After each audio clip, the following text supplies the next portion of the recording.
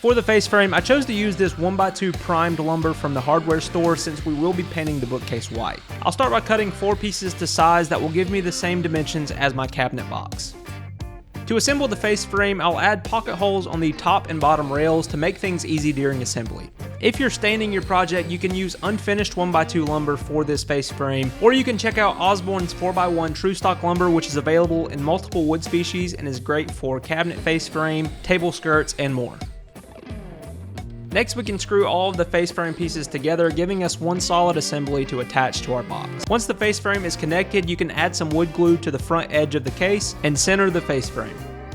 To attach the face frame, I just use finish nails since we are painting our project, and we can fill the holes with putty before finishing. Next, I'll measure and cut 4 more rails to finish the front edge of the shelves. For these rails, I'm once again using the primed 1x2 lumber. This will give these shelves a thicker appearance while keeping down on the weight.